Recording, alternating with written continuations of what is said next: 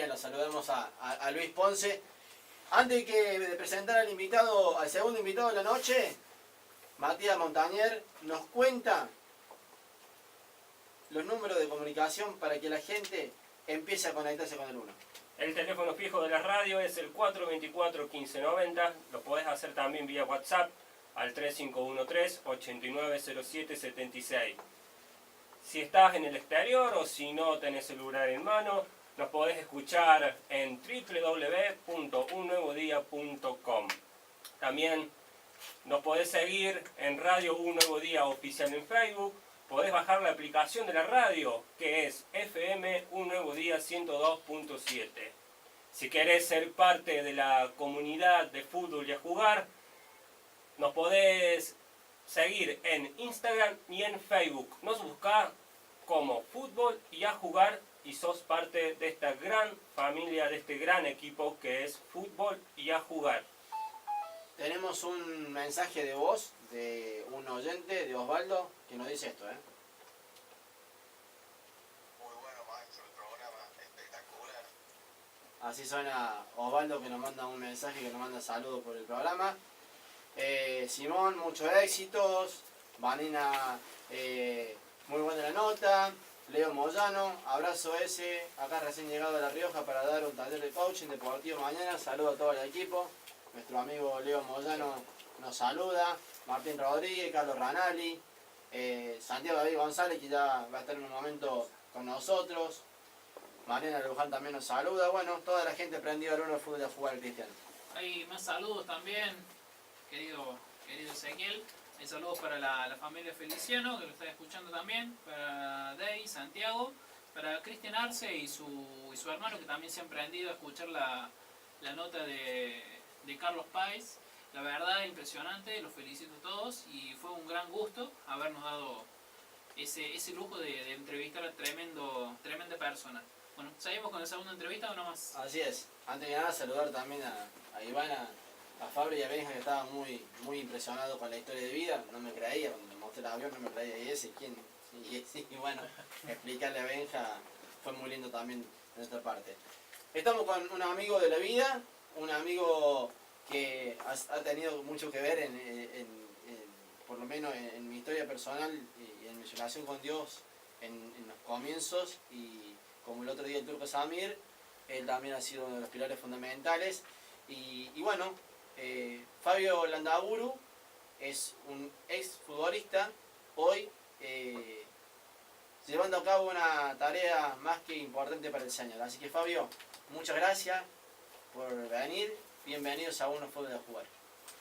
Muy buenas noches, muchas gracias Ese. Es un privilegio para mí el poder estar acá, poder disfrutar de una charla, de poder compartir y como siempre decimos, el motivo que nos reúne y nos convoca siempre es Cristo, así que siempre hablar de Cristo es un privilegio, hacerlo del fútbol, hablar un poco de todas aquellas inquietudes que tengan para preguntar, en lo que uno pueda ser útil y poder responder. Sí te quería corregir, cosa que no se hace al aire, pero uno se toma el atrevimiento. Los futbolistas no somos exjugadores nunca, somos, como dice la palabra, el amor verdadero. Nunca dejamos de ser. Después nos volvemos anacrónicos, por ahí nos jubilamos prematuramente, pero nunca dejamos de ser futbolistas. Por ahí ejercemos otra profesión, por ahí inclusive nos volvemos más exitosos en términos humanos que cuando jugábamos al fútbol, pero nunca dejamos de ser futbolistas porque ni siquiera elegimos. Nacimos bajo un diseño de Dios, con un don, con una gracia, con un talento, simplemente sucede, es algo que nos pasó, no algo que elegimos. Así que quería corregir eso para que se entienda bien el espíritu de lo que quiero decir. Así que los futbolistas nunca dejamos de ser. Esto es como la naturaleza, es algo como si un perro o un gato hace un curso de perro y porque aprende a ladrar se transforma en perro. No existe.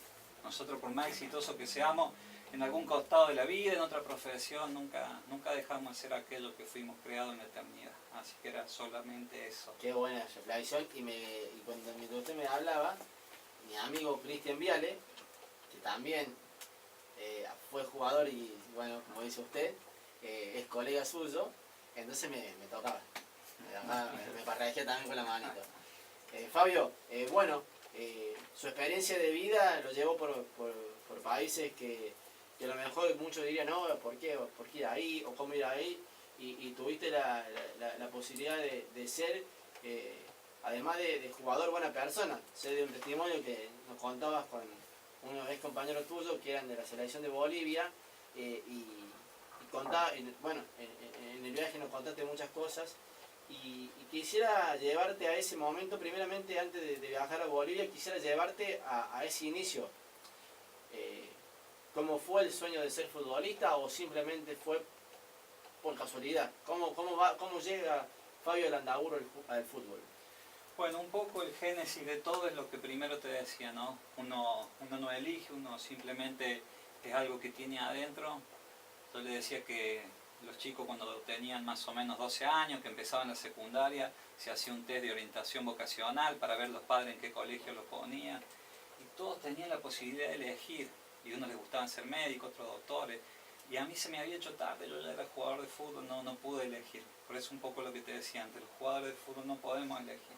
Somos prisioneros de un diseño, prisioneros de un don, de un talento. Es algo que mis compañeros veían películas de terror a los 12 años, me acuerdo de las películas de Freddy, y la mamá del comentario el otro día que habían soñado cosas de terror y yo soñaba que jugaba al fútbol. Nosotros no elegimos. A veces a los 16 años, cuando escuchas una música y querés grabar la canción para dedicársela a aquella chica que nunca te animás a decirle, o la que te gustaba en el colegio, y vos decís, bueno, después de escribir tanto y todo eso, vas a soñar con ella, que le va a dar ese que nunca le diste, ese que soñás, y soñás que hace un gol, que jugás al fútbol. Entonces es algo que sucede, es algo que uno después empieza a perfeccionarlo, a profesionalizarlo, pero es algo que no podemos evitar, es algo que no elegimos, es algo que nos sucede, y bueno, en ese tiempo uno trata de encauzarlo, esa vocación, ese don, esa gracia o esa virtud que Dios puso en uno, de trabajarlo, profesionalizarlo y darle gracias al Señor por los padres que tuvo, que me apoyaron, que nunca discutieron eso y que pudieron ver en mí esa gracia que el Señor había depositado. Así que desde muy temprano supe para qué había nacido, cuál era el diseño de Dios para mi vida, por dónde tenía que transitar. Si bien no conocía al Señor, tenía muy claro para lo que había nacido, así que bueno, un poco fue eso, sí, fue el entender de que obedecía a una vocación y a pesar de la adversidad y a pesar de las circunstancias y a pesar de que había muchos contratiempos, empecé a profesionalizarme y a los 17 años tuve la posibilidad de viajar a Boca con Ariel Carreño, un chico que también tuvo una vasta trayectoria en el deporte, que hoy también conoce al Señor, que en su tiempo se burlaba en mi paso por Chacarita cuando nos tocó compartir una pretemporada y bueno, después de un milagro que Dios hizo en sus vidas, ellos no podían tener hijos, habían intentado un montón de maneras de poder concebir y no pudieron, y bueno, Dios hizo un milagro y eso fue una señal para que ellos pudieran conocer al Señor, al Dios de los milagros. Así que bueno, a los 17 años de Boca paso a Ferro. Ahí un representante me dice que en Boca iba a ser muy difícil que llegara a Primera División, que por ahí iba a ser un poco más fácil en el club de Ferrocarril Oeste, así que en esa pretemporada me llevan, hago 1 año y medio, 2 años de cuarta división, y Cacho Sacardi a los 19 años me da la posibilidad de debutar en Primera División y transitar el mundo del profesionalismo, así que bueno, así es un poco los comienzos de mi carrera en el fútbol. Ferro pierde la categoría, mi deseo de seguir en Primera División, en ese tiempo Ferrocarril Oeste estaba en Primera A. En ese tiempo de la B, del Nacional B a Primera A era muy difícil, había jugadores, no es como ahora el torneo argentino, saltaban en Primera A. Entonces ir al Nacional B significaba de que ese sueño de chico era casi imposible volver de vuelta, así que mi representante me ubicó en Chacarita, que en ese tiempo estaba en Primera División también, y de la mano de Chiche Sosa jugué un par de partidos, pero lo importante no era mi carrera profesional en ese equipo, sino que iba a tener la mejor decisión de mi vida, que era conocer a Cristo, aceptar a Cristo en mi corazón, de la mano del Flaco Vivaldo, de Carlos Moreno, de Paco Prado y de algunos otros chicos que ya había una célula ahí en ese club. Pude conocer del Señor y la verdad que ese fue el gol de mi vida, por así decirlo, ¿no? Fue la experiencia más hermosa y fue lo que eclipsó todo lo otro que te hablé antes. Eso te quería preguntar, ¿cómo fue y cuándo? Fue a los 21 años, yo estaba en Chacarita, los 22 años estaba en Chacarita, y Carlos Moreno, éramos los dos la posición de enganche, y ustedes vieron la competencia, la envidia, que el fútbol, uno siempre a veces está esperando que el otro se lesione para que se haga el lugar y uno poder jugar, o que no tenga un buen partido. Al menos en mi corazón debo confesar que esos pensamientos habitaron en alguna ocasión, tengo que reconocerlo, y yo veía que este jugador me pasaba a buscar, me llegaba, me alentaba, yo estaba solo viviendo en un departamento, dice, no te quedes solo, te llevo a mi casa. Digo, yo, este tipo, ¿Cómo le voy a decir el mal a él? claro, y digo yo, no, pero yo lo que veía, digo, este es un marciano, o sea, ¿qué le pasa a este tipo? No daba Está con... jugando el rey. Claro, no daba con la característica o el perfil del típico jugador, entonces hasta que... Y no era muy versátil, ni tenía un vocabulario, ni manejaba un glosario muy amplio. Vieron que los jugadores de fútbol somos muy dúctiles con los pies, pero a veces articular, poner en palabras algunas expresiones nos cuesta mucho. Y Carlos tenía esa particularidad, era de hablar poco, pero yo podía ver a Cristo. Yo vi a Cristo en su vida, vi a Cristo en su familia, vi a Cristo en sus hijas. No hablaba mucho, pero se le caía Cristo por todos lados. Yo dije, yo quiero ser como él. Hasta que un día me llegó medio engañado una célula, me dijo, acompáñame, vamos a buscar a mi esposa. Y me dijo, uy, se va a tardar media hora, ¿no querés bajar? Y ahí me hizo pasar, me presentó y me senté. Y no entendía mucho, pensé que era una cuestión de terapia o algo así, en mi ignorancia divagaba un poco en la mente, no entendía lo que era la temática de una célula. Y ahí entendí, vi gente buena, sana, había un ámbito que quería ser parte, no sabía ni qué eran, ni quiénes eran, pero había algo distinto en ellos que me hacía querer estar con ellos, y bueno, al poco tiempo entendí que eso distinto era Dios, así que ahí tomé la decisión más importante de mi vida, que fue aceptar a Cristo. ¿Te costó ese cambio? Te lo pregunto por todo lo que se había alimentado antes. Puedo decir que antes había pensamientos y ciertas decisiones o acciones que quizás, te pregunto si quisieron seguir viviendo esos pensamientos y esas acciones, y cómo fue tu proceso. La verdad que fue un cambio radical, porque no fue un cambio de mentalidad, fue un cambio de naturaleza, que es lo que te explicaban. O sea, fue un cambio de naturaleza, y obviamente que al día de hoy uno batalla con pensamientos que vienen a querer anidar en el pensamiento de uno, cosas que no son nacidas del corazón de Dios. Todo el tiempo tenemos esas luchas, pero honestamente, tengo que ser sincero, fue un cambio tan radical. No te digo que fue Saulo de Tarso en Damasco, pero sí fue un cambio radical, fue un cambio en el que yo deseché todo lo otro, y siempre que uno provoca un cambio es por algo mejor, ¿sí? Los cambios siempre que se producen es porque uno hace un cambio por algo mejor, ¿no? Y eso mejor era Cristo, y anhelaba eso, y la verdad que es como que me desconecté de aquellas cosas que entendía que eran nocivas, tóxicas. Hoy tengo un poco más de luz, por eso ahí las hablo por ahí con un poco más de claridad, pero en aquel entonces ya entendía yo de que había algo que necesitaba todos los días alimentarme, que era mi fuente de alimento, que era lo que me hacía vivir. Mi corazón ya no latía por el fútbol, sino que mi corazón empezaba a latir por esa necesidad de estar conectado a esa fuente de vida que es Dios. ¿Tu entorno cómo lo tomó? ¿Cómo te vio? Mi entorno, como la mayoría de los que por ahí no nacimos en una cristiana, llegué a mi casa, yo generalmente venía de jugar los fines de semana, por ahí si había un partido televisado un viernes, nos daban sábado y domingo libre, me tomaba un avión y me iba al baile sábado y domingo, y el lunes llegaba liquidado a entrenar. Y mi mamá, yo no le había comentado mucho esto porque tampoco yo entendía mucho lo que era, pero llegaba a casa y le compartí del Señor, le hablaba, le llevé la Biblia, esto, lo otro, y mi mamá le dijo a mi hermano, así a casa no viene más, o lo echás vos o lo echo yo, porque le han lavado la cabeza. Miren qué locura, ¿no? La típica. Uno haciendo las cosas bien es expulsado de su casa, y uno cuando era un desastre, por ponerle un nombre, lo apañaban y te despertaban y te mimaban. Pero bueno, es parte del principio y de un proceso. Digo esto de la pastora Berta Bustamante, esa mujer que me expulsaba de casa, que no quería que venga y la visite, hoy está pastoreando una congregación en Dianfunes. Mi hermano que estaba perdido en las drogas a los 16 años, hoy está pastoreando una congregación también, un anexo allá en Buenos Aires, en Lavallol. Y yo, un humilde servidor y colaborador del Evangelio, pero miren cómo el Señor cambió todo ese entorno, toda esa hostilidad. Dios es fiel y su palabra se cumple, ¿no? Volviendo al tema del fútbol, vos hablaste de cambios, debe haber sido un cambio muy brusco, duro, no sé cómo lo habrás tomado en su momento, irte a otro país, irte a Bolivia.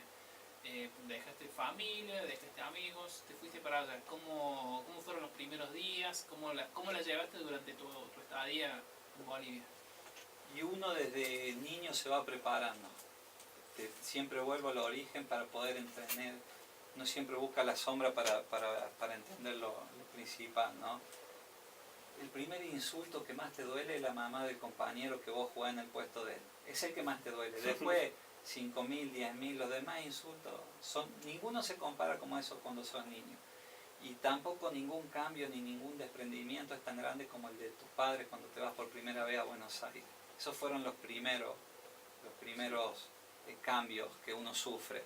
Después uno se va preparando, uno se va entrenando, entiende que es parte del oficio. Esto es como los boxeadores no se quejan de que le pegan, o sea, es parte del juego. Y parte del juego, por lo menos así lo entendí siempre, era que un día me iba a ir de casa, que si anhelaba jugar en la cancha de Boca o de River, en algún estadio del mundo, iba a tener que cortar el cordón umbilical. Y sí me costó mucho en el sentido de que yo ya tenía mis compañeros, mi grupo, el Ministerio de Atleta de Cristo, y llegar allá a Bolivia también estaba el Ministerio de Atleta de Cristo, pero uno ya no tenía sus compañeros, la gente, el que te conectó con el Señor, y era todo nuevo, pero era un momento en el que entendí de que Dios me sacaba de una mentalidad de subsidio, de ir a recibir la palabra para poder producir alimento y dar de comer a otros, que fue lo que pasó realmente en Bolivia. Deportivamente no hay grandes sucesos, salí campeón en Destroyers y un equipo de Santa Cruz, jugué en Oriente Petrolero, que es un equipo que juega generalmente Copa Libertadores, Copa Sudamericana, siempre anda enredado en alguna copa. No fue el caso ese año que fui, que se armó para eso, pero no sé por qué motivo, por qué razón no llegaron los resultados, no nos acompañaron. Estuve en Guavirá, en Mortero, un equipo que también juega la liga, junto con estos equipos que te nombraba, pero a 60 kilómetros de la capital de Santa Cruz de la Sierra.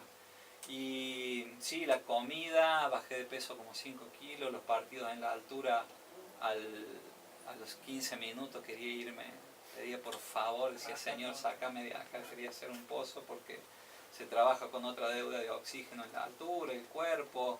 Entrenábamos para tratar de solivianar esa fatiga, pero entrenábamos en piscinas, en piletas, 15 días o en la semana anterior, nos metíamos abajo del agua, tratábamos de aguantar lo que más se podía, salíamos después nuevamente y eso hacía que se ensanchen los pulmones y que se pueda ir entrenando para que no sea tan grande la brecha o el cansancio en la altura. ¿Cuánto tiempo te llevó esa adaptación, futbolísticamente hablando? Nunca logré adaptarme, son muy pocos los que se adaptan, generalmente esos procesos tardan entre 6 meses, aquellos que tienen un organismo privilegiado 3 meses.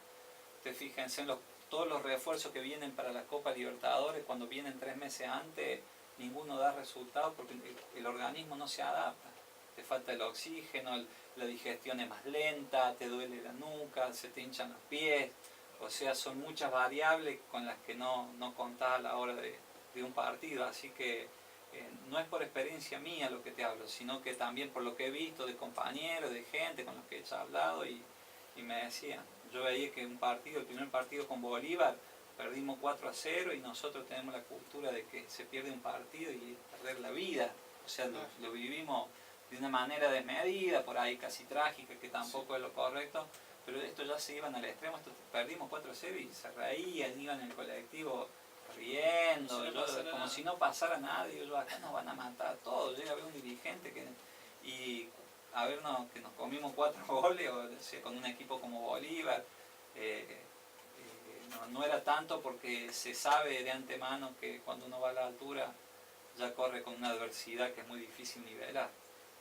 Justo eso nos comentaba Leo Moyano una semana atrás. Nos comentaba de que cómo se vive el fútbol fuera de Argentina, pero en Bolivia nosotros pensamos que iba a ser un poquito menos extremo. Él estuvo recuérdame, en Malasia. En Malasia, nos decía lo mismo que vos, que llegaban, se iban a su casa, no pasaba nada. Pero en Bolivia es raro porque es un país muy cercano a Argentina y acá se vive de una manera muy extrema cada partido. Te quería preguntar cómo viviste la discriminación en Bolivia, cómo sentís que ellos lo viven con respecto Sí, la verdad que es muy fuerte.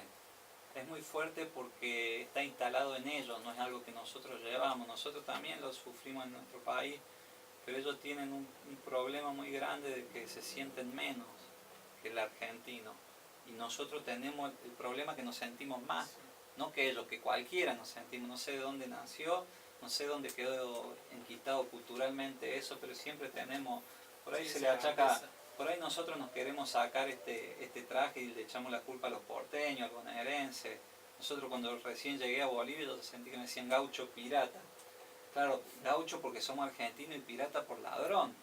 Entonces, porque la mayoría de los jugadores van a robar la plata, o sea, no quieren entrenar, a la altura no viajan, acusan lesiones. Entonces, uno cuando llega tiene que luchar contra todas esas cosas y realmente debo de decir que no hemos dejado una buena imagen, por lo menos en Bolivia, los jugadores que han ido aquella geografía no hemos tenido o no hemos estado a la altura de lo que realmente un deportista profesional de élite debería manejarse en el deporte. Y ahí está un poco lo que hablabas cuando fue tu conexión con Cristo, al ver a tu compañero, cómo te trataba, y dijiste, ¿qué está haciendo ¿no? Que es tan amable conmigo.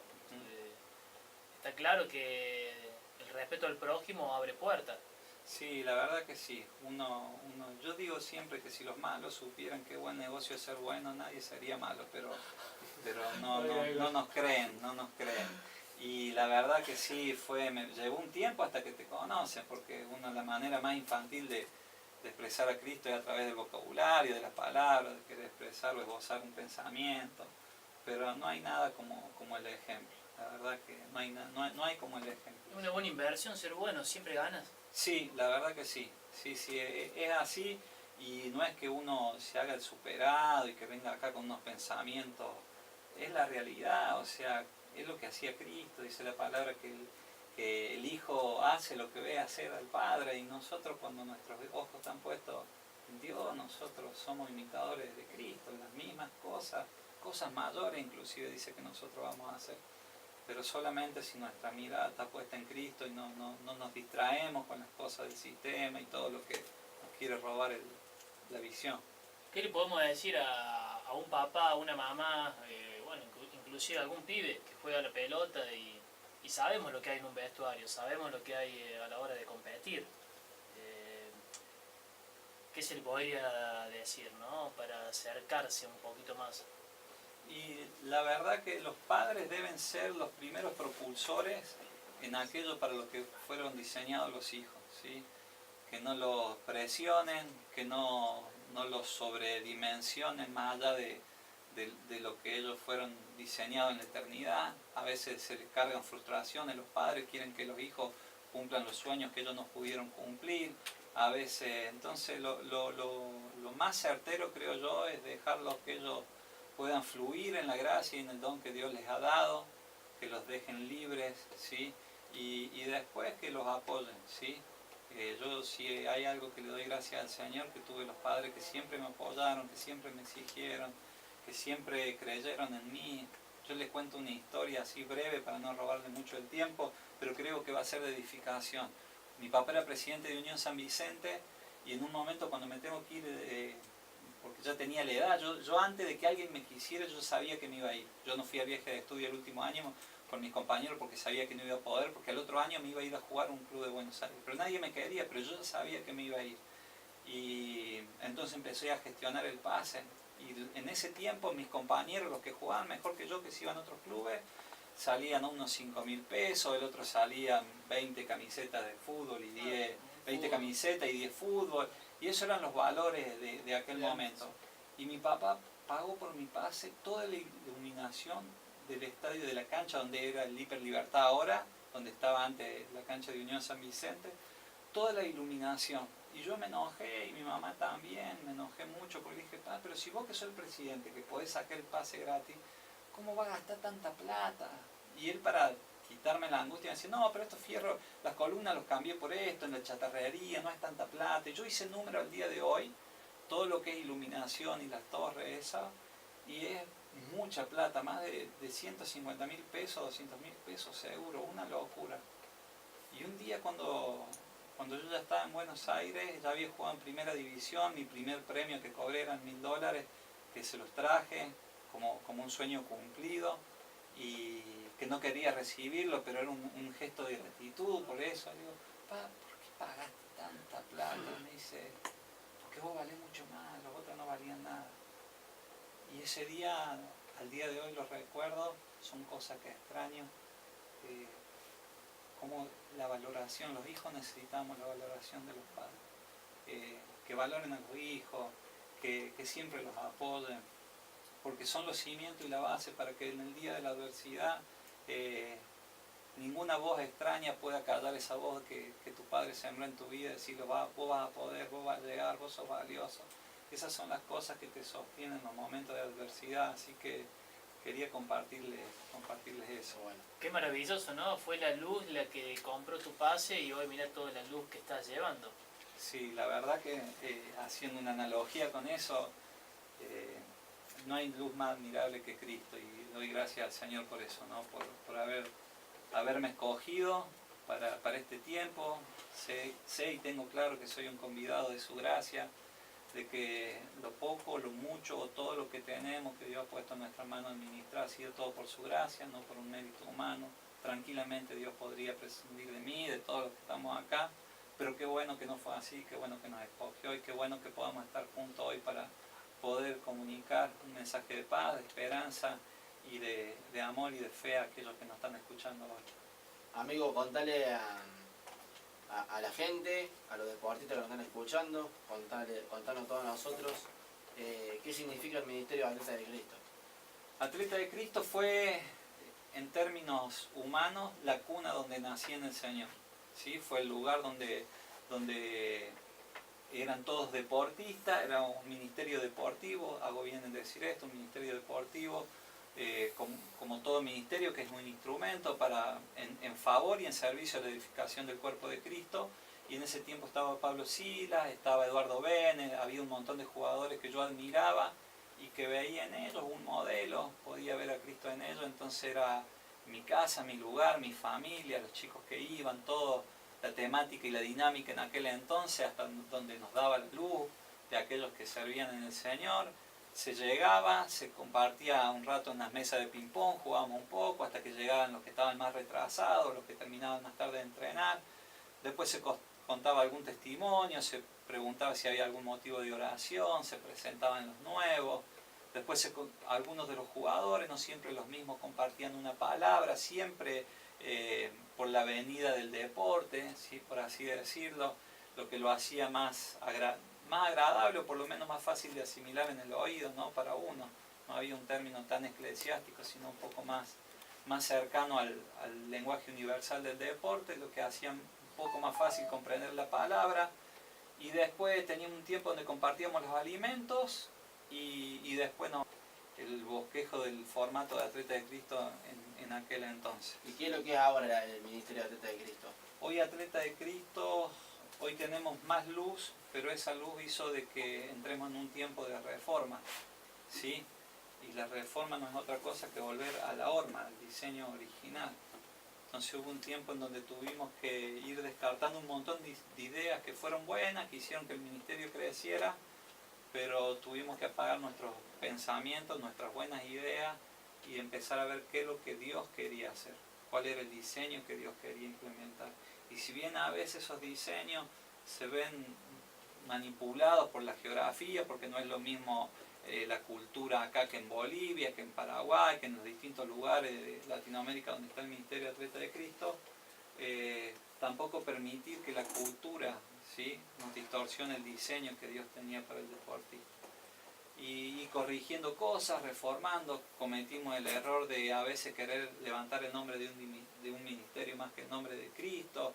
Hemos cometido errores como el que entender de que a veces en el ministerio se levantaban jugadores, deportistas, con una gracia, con un conocimiento, con madurez, y a veces eran columnas dentro de la congregación y nosotros medio que peleábamos con la iglesia por falta de luz, decir, no, pero nos están chupando la gente, nos llevan a los que formamos, como que competíamos en ignorancia, no lo hicimos con un mal corazón, pero como que nunca tuvimos claro la función del ministerio, entonces, o al menos en mí, ¿no? Por eso hablo puntualmente, entonces hoy con un poco más de luz, generacionalmente somos una generación que estamos reformando cosas que hemos hecho mal y estamos en tiempo de reforma, ¿sí? de corregir todas estas cosas que te nombraba hasta recién y buscando que Dios nos dé sabiduría, apagar nuestros pensamientos como un gesto de humildad y entender qué es lo que Dios quiere hacer en este tiempo con los deportistas y con nosotros como ministerio para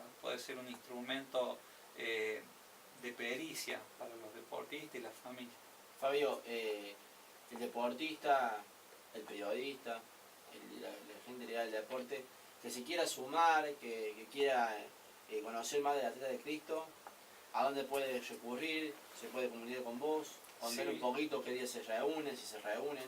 Sí, mira, se pueden comunicar al teléfono celular mío personal, que es 153-645-991, o a mi correo electrónico fabiolandaburu@hotmail.com, o en la página de Facebook Fabio Landaburu, que se contacten y nos vamos a poner a disposición de provocar el vernos, de juntarnos y de escucharlo y compartirle ya con más tiempo y con un poco más de información bien de qué se trata el Ministerio Atleta de Cristo.